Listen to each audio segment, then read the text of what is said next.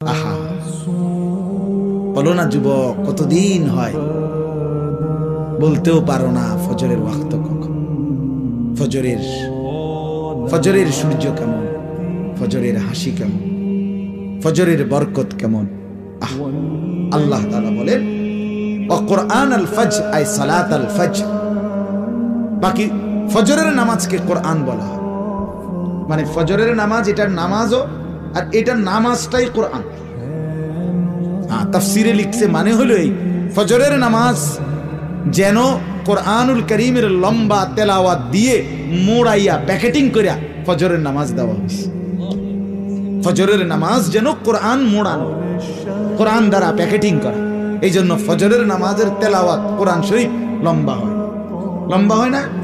হ্যাঁ, লম্বা তেলাওয়াত স্বাভাবিক। যেই কোনো ইমাম 4 ওয়াক্ত নামাজের চাইতে ফজরের ওয়াক্তে